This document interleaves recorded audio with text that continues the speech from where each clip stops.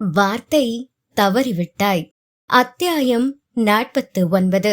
ரவிச்சந்திரன் வீட்டின் பின்புறம் இருந்த கெஸ்ட் ஹவுஸில் தான் ஆதவன் தங்கியிருந்தான். ரவிச்சந்திரன் வீட்டை பொறுத்தவரை இப்படி விருந்தினர்கள் அடிக்கடி வருவதும் இங்கே தங்குவதும் மிகவும் சாதாரணமாக நடக்கும் ஒரு விஷயம்தான். ரவிச்சந்திரன் நடத்தும் ஆசிரமங்களுக்கு பல்வேறு நாடுகளிலிருந்து நிறைய டொனேஷன்கள் வரும். அவ்வப்போது ஆசிரமத்தை பார்ப்பதற்கு வெளியூர் வெளிநாட்டிலிருந்தும் யாராவது வருவார்கள். அப்படி வருபவர்களுக்கு இந்த இயற்கை சூழல் மிகவும் பிடித்து போக இங்கேயே சில நாட்கள் தங்கவும் விரும்புவார்கள். ரவிச்சந்திரன் அதற்கெல்லாம் மறுப்பு சொல்வதில்லை. அவர்களை உறவினர்கள் போல பாவித்து இங்கேயே தங்க வைத்து நன்றாக உபசரித்து அனுப்புவான். ஆனால் ஆதவன் என்ன காரணத்திற்காக இங்கே வந்திருக்கிறான் என்பது ரவிச்சந்திரனுக்கு தெரியுமா இல்லையா என்று மயூரிக்கு தெரியவில்லை. ஆனால் மயூரிக்கு ரவிச்சந்திரனின் மனம் நன்றாகவே புரிந்தது. அண்ணனுக்கு அவள் விஷயம் ஏதோ தெரிந்திருக்கிறது.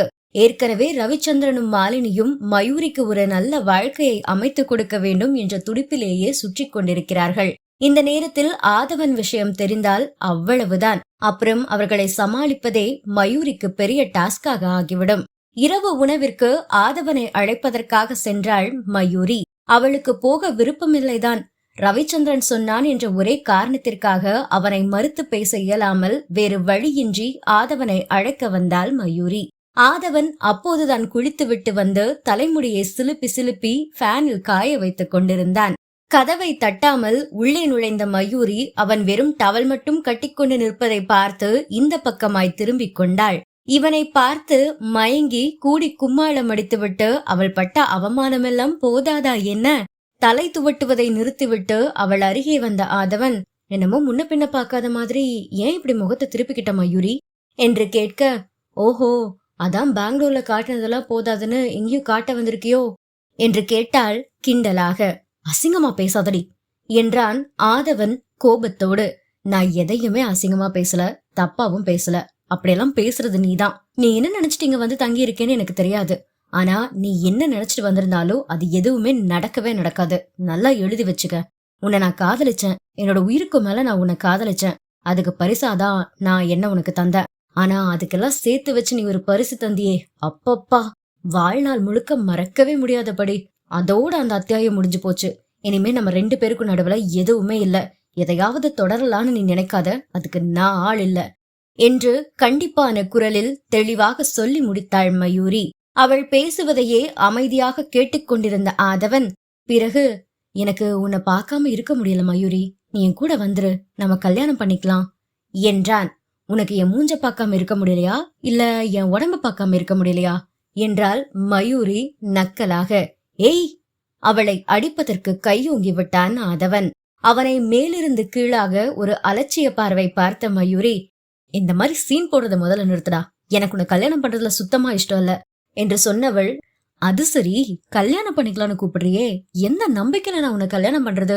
ராத்திரி கூட இருந்துட்டு அடுத்த நாள் காலையிலேயே விபச்சாரின்னு பட்டம் கட்டி பணத்தை கொடுத்து என்ன அவமானப்படுத்தினவன் தானே நீ.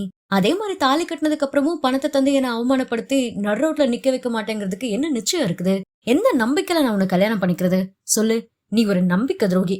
உன்னை கல்யாணம் பண்ணிக்கிட்டு எப்ப என்ன சொல்லி என்ன துரத்து விடுவியோன்னு பயந்துகிட்டே என்னால வாழ முடியாது. என்னை பொறுத்த வரைக்கும் என்ன பழி வாங்கணுங்கிற உன்னோட வெறி இன்னும் அடங்கவே இல்ல. அதான் நிஜம். அதுவும் இல்லாம நீ என்ன மனசார காதலிக்கவே இல்ல. சும்மா காதல் காதல்னு போய் சொல்ற. உனக்கு என்னுடைய உடம்பு மேல மட்டும்தான் ஆசை, வெறி. ஆவேசமாக பேசிக்கொண்டே போன மயூரியின் கன்னத்தில் ஓங்கி ஒரு அறை விட்டான் ஆதவன். வாய் இருக்குதுன்னு இஷ்டத்துக்கு பேசிட்டே போவியா நீ? ஆமா, நீ சொன்னதெல்லாம் உண்மைதான். எனக்கு மேல எந்த விதமான காதல் இல்ல, 1% கூட காதல் இல்ல. என் ஆசையெல்லாம் உடம்பு மேலதான். உடம்பு மேல உள்ள ஆசை எனக்கு இன்னும் தீரல. அது தீர்ற வரைக்கும் இப்படித்தான். நீ எங்க போனாலும் துரத்திக்கிட்டு பின்னாடியே வருவேன். போதுமா, போடி வெளிய என்றான் கண்மண் தெரியாத ஆத்திரத்தோடு. அண்ணன் டின்னர் சாப்பிட வர சொன்னார் என்று சொல்லிவிட்டு வெளியே போய்விட்டாள் மயூரி. உடை மாற்றிவிட்டு சாப்பிட போனான் ஆதவன். மயூரி பேசிய பேச்சிலேயே வயிறும் மனதும் முழுதாக நிரம்பி போய்விட அவனுக்கு சாப்பிடவே தோன்றவில்லை. ஆனால் அவன் சாப்பிட போகவில்லை என்றால் அவனுக்கென்று உணவு சமைத்து வைத்துக் கொண்டு காத்திருப்பவர்களை அவமானப்படுத்துவது போலாகிவிடுமே என்று சாப்பிடுவதற்காக சென்றான் ஆதவன். அங்கே வீட்டிற்குள் எங்கேயுமே மயூரியை காணவில்லை. அது வேறு மனது படபடவென அடித்துக் கொண்டது. வேகமாக அரைந்து விட்டேனோ, வலித்திருக்குமோ என்றெல்லாம் அடித்த கையை வேறு திருப்பி திருப்பி அவ்வப்போது பார்த்து கொண்டான். ஆனாலும் கொஞ்சம் கூட மனசாட்சியே இல்லாமல் என்ன பேச்சு பேசுகிறாள்? முதன்முறையாக ஆதவனது மனதில் ஒரு பயம் தோன்றியது. உண்மையிலேயே மயூரி தன்னை வெறுத்து ஒதுக்கிவிட்டாளோ? மயூரி தன்னிடம் மறைக்கும் உண்மை என்ன என்பதை அவள் வாயாலேயே வெளிக்கொண்டு வருவதற்காக அவன் பேசிய வார்த்தைகள் எல்லாம் மயூரியின் மனதை ரொம்பவே காயப்படுத்தி விட்டனவோ? ஆனால் அவன் என்னதான் குத்தி குதறினாலும் சண்டை போடுகிறாள், அழுகிறாளை தவிர அவனிடம் வாய் திறந்து உண்மையை சொல்ல காணோம். கடைசியாக இங்கே ஓடி வந்து ஒளிந்து கொண்டாள். தன்னை தேடி வந்துவிட்ட அவனையும் ஏதாவது சொல்லி இங்கிருந்து துரத்தி அடிக்க நினைக்கிறாள். ஆனால் செருப்பால் அடித்து விரட்டினால் கூட நினைத்ததை சாதிக்காமல் அவன் கிளம்புவதாக இல்லை. மயூரியின் வாழ்வில் அடங்கியிருக்கும் மர்மங்களை அறியாமல் அவன் இந்த இடத்தை விட்டு அசைய போவதும் இல்லை. அத்தியாயம் 50. மயூரியை தேடி அலைப்பாய்ந்த மனதிற்கு ஏதோ ஒரு சமாதானத்தை சொல்லிக்கொண்டு டைனிங் டேபிளில் அமர்ந்தவனது கண்கள் ஆச்சரியத்தில் விரிந்தன. உணவு மேசை முழுக்க அவனுக்கு பிடித்த பதார்த்தங்களாக இருந்தது. ஒருவேளை அவனுக்கு பிடிக்கும் என்று மயூரிதான் இதையெல்லாம் செய்திருப்பாளோ? மனம் உற்சாக மிகுதியில் துள்ளி குதித்தது. இருவருக்கும் பரிமாறிக்கொண்டிருந்த மாலினி ரவிச்சந்திரனை பார்த்து, என்ன ரவி, இன்னைக்கு உங்க தங்கச்சி ஃபுல்லா உங்களுக்கு பிடிச்ச ஐட்டமா சமைச்சிருக்கா போல இருக்கு என்று கேட்க, ரசித்து சாப்பிட்டுக் கொண்டிருந்த ஆதவனுக்கு சட்டென்று புரை ஏறிவிட்டது. மனதிற்குள் பெரியதாய் ஒரு ஏமாற்றம், சின்னதாய் ஒரு ஏக்கம். அப்படியானால் மயூரி ரவிச்சந்திரனுக்காகத்தான் சமைத்திருக்கிறாளா, தனக்காக இல்லையா? இவர்கள் இன்னும் கொஞ்ச நேரம் கழித்து, அதாவது அவன் சாப்பிட்டு முடித்த பிறகாவது இதை கேட்டிருக்க கூடாதா? அவனுக்கு சாப்பிடும் ஆசையை போய்விட்டது. வேறு வழி இல்லாமல் சாப்பிட்டுக் கொண்டிருந்தான். ஆமா, மயூரி எங்க மாலினி என்று சாப்பிட்டுக் கொண்டிருந்த ரவிச்சந்திரன் கேட்க, குழந்தைங்களுக்கு சாப்பாடு ஊட்டி தூங்க வைக்க போயிருக்கா ரவி. குழந்தைங்க தூங்குனதும் அவ வந்துருவா, அப்புறமா அவளும் நானும் சேர்ந்து சாப்பிட்டுக்கிறோம் என்றாள் மாலினி. விருந்தினர்களை உபசரிப்பதில் ரவிச்சந்திரனுக்கும் மாலினிக்கும் நிகர் இந்த உலகில் எவரும் இல்லை என்றே சொல்லலாம்.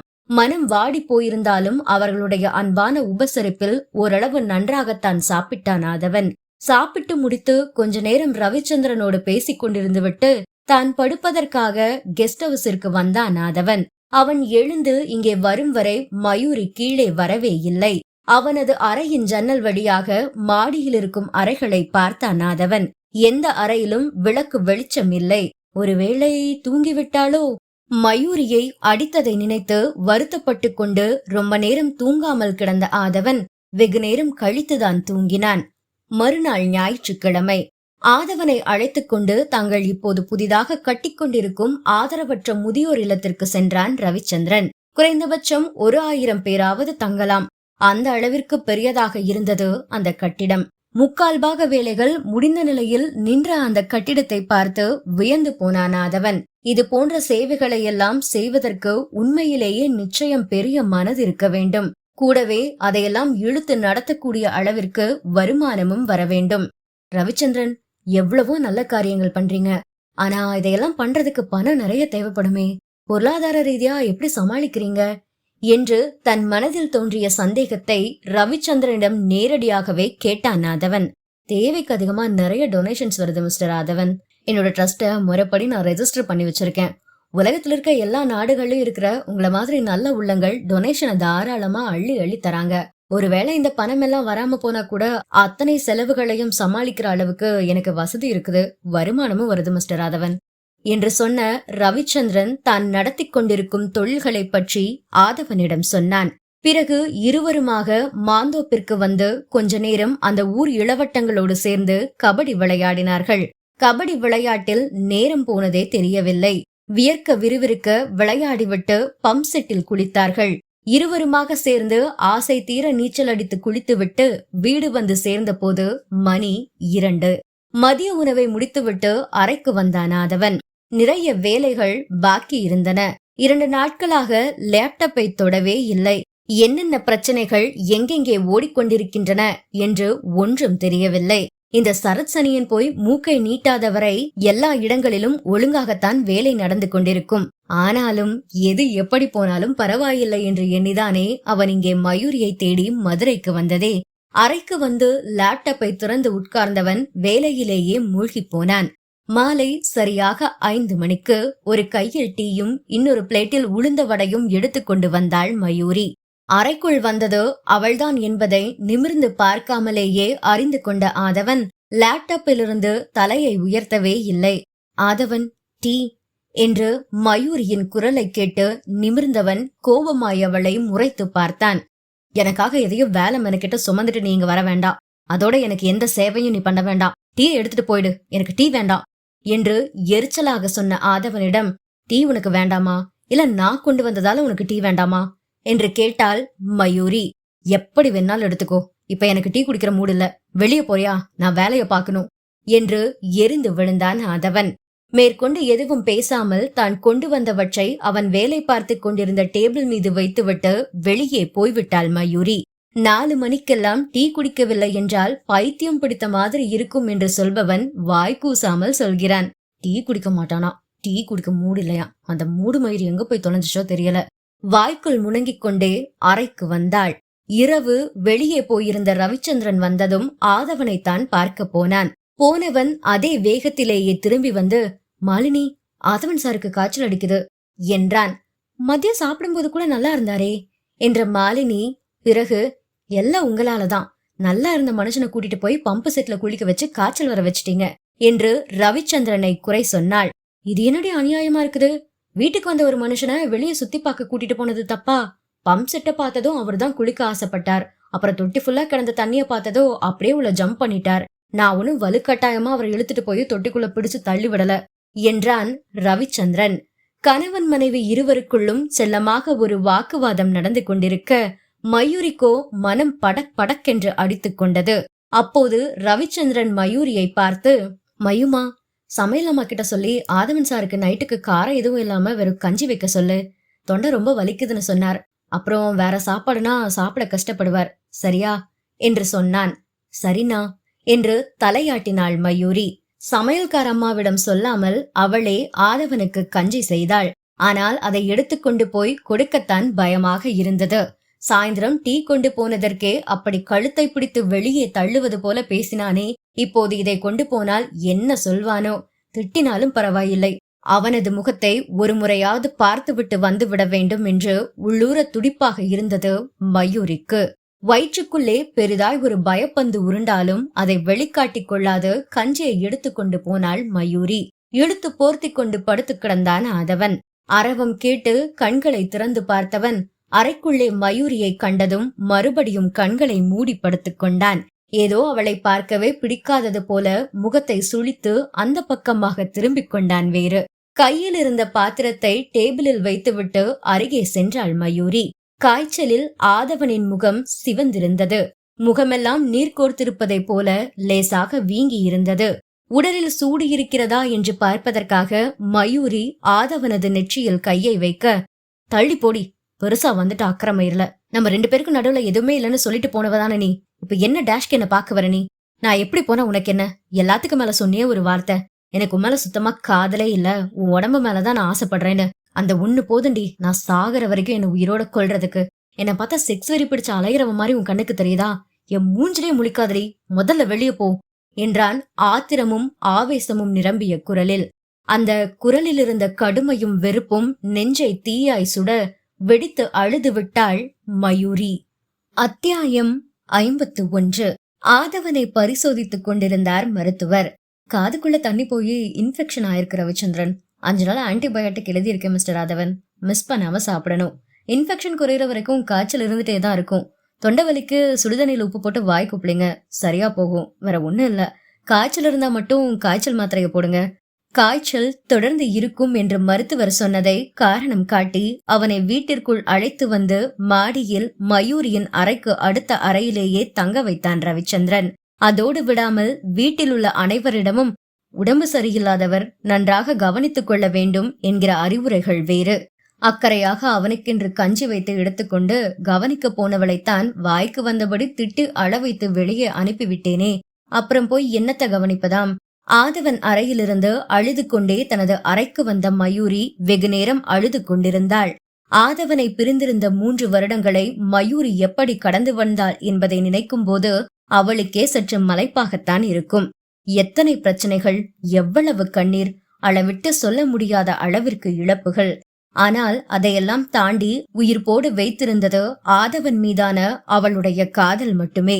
மூளையின் அடுக்குகளில் பத்திரமாய் சேமித்து பொக்கிஷமாய் பாதுகாத்து வைத்திருந்த காதலின் சூடான சுவடுகள் மட்டுமே அவளுடைய உயிர் கருகி விடாமல் அவளை பாதுகாத்தது என்றால் அது மிக இல்லை. காதலிக்கும் போது அவர்கள் தங்களுக்குள் எந்த கட்டுப்பாடுகளையும் விதித்துக் கொண்டது கிடையாது. ஆனால் அதற்காக என்றுமே அவர்கள் எல்லை மீறியதும் இல்லை. ஆதவன் ஒரு காதல் தீவிரவாதி. ஸ்பானர் செட்டை கையில் எடுத்தால் தீவிரமாய் வேலை செய்து கை வைத்த வேலையை முடித்து விட்டுதான் மூச்சை விடுவான். அதே ஃபார்முலாதான் காதலுக்கும். அவன் கையில் மயூரி கிடைத்து விட்டால் போதும். அவனுக்கு என்னென்ன தேவையோ அதையெல்லாம் அவளிடமிருந்து எடுத்துக்கொண்ட பிறகுதான் அவளை தன்னுடைய அணைப்பிலிருந்தே விடுவிப்பான். அந்த நினைவுகளை சுகமாய் அசை போட்டுக்கொண்டே இரவு நேரங்களை கடத்துவாள் மயூரி. ஆனால் இப்போதோ நிலைமை தலைகீழாகிவிட்டது. பெங்களூர் மீட்டிங்கிற்கு சென்றிருந்த போது ஒரு நாள் இரவு முழுக்க அவனது கைகளில் நெகிழ்ந்து குலைந்து கரைந்தது ஞாபகத்திற்கு வந்து இப்போதெல்லாம் இரவுகள் நரகமாகிவிட்டன மயூரிக்கு. எப்போதும் அவனுடைய அருகாமையையும் அரவணைப்பையும் வேண்டியே மனம் தவித்து கிடந்தது. அவனது இதழ் தரும் ஈர முத்தத்திற்கு வெகுவாக ஏங்கினாள். தலை கோதி கண்ணம் வருடி இதழ் துடைத்து மார்பில் சாய்ந்து கொள்ளும் அவனுடைய 10 விரல்களின் சாகசம் அவளை பைத்தியம் பிடிக்க வைத்தது. இப்போது அவள் சம்மதம் சொன்னாலும் அவளை மனைவியாக்கிக் கொள்வான் அவன். ஆனால் அந்த வார்த்தையை அவளால் தைரியமாக சொல்ல முடியாதே. அந்த தகுதி அவளுக்கு இல்லையே. எனக்கு மட்டும் ஏன் இப்படி என்று ஆற்றாமையாக இருந்தது. குழந்தைகள் பிறந்த சமயம் அவள் மயக்கத்தில் கிடந்த போது அவள் காதில் கேட்ட வார்த்தைகள் இன்னும் அவள் மூளையை வண்டாய் குடைந்து கொண்டிருந்தன. தன்னுடைய துர்பாக்கிய நிலையை எண்ணி அவளுக்கு குமுறி கொண்டு வந்தது. ஆனால் அழுதால் மட்டும் அவளுடைய பிரச்சனை தீர்ந்து விடுமா? அது அவள் செத்தாலும் தீரப்போவதில்லை. மேலும் ஆதவனின் முகத்தை ஒரு முறையாவது பார்க்காவிட்டால் மண்டை வெடித்து விடும் போல இருந்தது. கண்டிப்பாக அவனை பார்த்தே ஆக வேண்டும் போல துடிப்பாக இருந்தது. கண்களை துடைத்துவிட்டு மணியை பார்த்தாள். மணி சரியாக 2. கதவை திறந்து கொண்டு வெளியே வந்தாள் மயூரி. வீடு முழுக்க இளநீல நிற இதமான வெளிச்சம் பரவி இருக்க நிசப்தமாக இருந்தது. சத்தமில்லாமல் வந்து ஆதவனுடைய அறைக்கதவை திறந்து உள்ளே நுழைந்தாள். இரவில் ஆதவனை பார்க்க வந்த மருத்துவர் ஆதவனுக்கு காய்ச்சலுக்கு ஊசி போட்டிருந்தார். எனவே அறையின் ஏசியையும் ஃபேனையும் அணைத்து விட்டுதான் படுத்திருந்தான் ஆதவன். ஊசி மருந்தின் வீரியத்தில் காய்ச்சல் நன்றாக இறங்கிவிட்டது. உடம்பெல்லாம் வியர்த்து நனைந்து விட்டது. வியர்வை கசகசப்பில் விழிப்பும் வந்து விட்டது. மறுபடியும் எழுந்து போய் ஏசியை ஆன் பண்ணுவதற்கு சோம்பல் பட்டுக்கொண்டு அப்படியே படுக்கையில் கண்களை மூடிக்கொண்டு கிடந்தான் ஆதவன். அப்போதுதான் கதவை திறந்து கொண்டு பூனை போல உள்ளே வந்தாள் மயூரி. கதவு திறக்கும் சத்தம் கேட்டு கண்களை திறந்து பார்த்தவன் உள்ளே மயூரி வருவதை கண்டதும் சட்டென கண்களை மூடிக்கொண்டு தூங்குவது போல் கிடந்தான். ஆதவன் படுத்திருந்த கட்டிலின் அருகே வந்து மண்டியிட்டு அமர்ந்தாள் மயூரி. அவள் அமர்ந்திருந்த கட்டிலில் ஓரத்தில்தான் படுத்திருந்தான் ஆதவன். ஆசை தீர அவனை கண்டு கழித்தவள் பிறகு ஓரமாய் ஒதுங்கி கிடந்த பெட்ஷீட்டை எடுத்து அவன் உடம்பிலிருந்து வியர்வையை துடைத்து விட்டாள். பிறகு அவனுடைய முகத்திலிருந்த வியர்வையை பூ போல ஒற்றி எடுத்தாள். தன்னுடைய வலது கை விரல்களால் கலைந்து கிடந்த அவனது தலைமுடியை மென்மையாக கோதிவிட்டவள் மண்டியிட்டு அமர்ந்த நிலையிலேயே அவனை மார்போடு சேர்த்து அணைத்து அவனுடைய முகத்தோடு முகம் வைத்து கொஞ்ச நேரம் படுத்திருந்தாள். மயூரியின் கண்களில் இருந்து வழிந்த கண்ணீர் ஆதவனின் கண்களையும் ஈரமாக்க பதைக்கும் நெஞ்சோடு மூச்சு காட்டாமல் படுத்திருந்தான் அவன். பிறகு அவனை விட்டு விலகி மறுபடியும் அவன் முகத்தையே இமை வெட்டாமல் பார்த்து கொண்டிருந்தாள். மனதிற்கு பிடிக்காத முகமே பார்க்க பார்க்க பிடிக்கும் என்பார்கள். இதில் மனம் முழுக்க நிறைந்த ஒரு முகம், பார்த்து பார்த்து ரசித்த முகம். பார்த்து கொண்டே இருந்தாள். உள்ளத்துக்குள்ளே ஒளிந்து கொண்டிருந்த உணர்வுகளெல்லாம் ஒரு சேர பொங்கி எழ கண்ணிமைக்கும் நேரத்திற்குள் குனிந்து ஆதவனின் அழுத்தமான இதழ்களில் அதைவிட அழுத்தமாய் முத்தமிட்டாள் மயூரி. மறுநாள் காலை விழித்து ஆதவன் கீழே வரும்போது ரவிச்சந்திரன் ஹாலில் அமர்ந்து காஃபி குடித்துக் கொண்டே பேப்பர் படித்துக் கொண்டிருந்தான். ஆதவனை பார்த்ததும் வரவேற்பாய் ஒரு சிரிப்பை உதிர்த்துவிட்டு சமையலறை பக்கமாய் திரும்பி, மயுமா, 1 more காஃபி ஆதவன் சாருக்கு என்று குரல் கொடுத்தான். இப்போ உடம்பு எப்படி இருக்கு ஆதவன்? நேத்தைக்கு இருந்ததுக்கு பரவாயில்லையா என்று ஆதவனை பார்த்து ரவிச்சந்திரன் கேட்க, ஆமா சார், பரவாயில்ல. உங்க டாக்டர் போட்ட ஊசியில பாதி உடம்பு குணமாகி போச்சு என்று சிரித்தான் ஆதவன். பேச்சு பேச்சாக இருந்தாலும் கண் முழுக்க சமையலறை வாசலில்தான் தவம் கிடந்தது தேவதை தரிசனத்திற்காக. நேரில் பார்த்தால் காய்ச்சி எடுப்பது, அப்புறம் திருட்டுத்தனமாக அறைக்குள் வந்து அவனுக்கு முத்தம் கொடுப்பது. கள்ளி.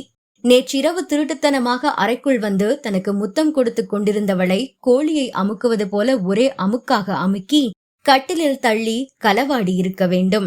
மனதிற்குள் நினைத்து ஆதவன் சிரித்துக் கொண்டிருந்த போது கையில் காஃபி கப்போடு சமையலறைக்குள்ளிருந்து வெளிப்பட்டாள் மயூரி. குளித்திருப்பால் போல முடியை சுற்றி டவல் கட்டி வைத்திருந்தாள்.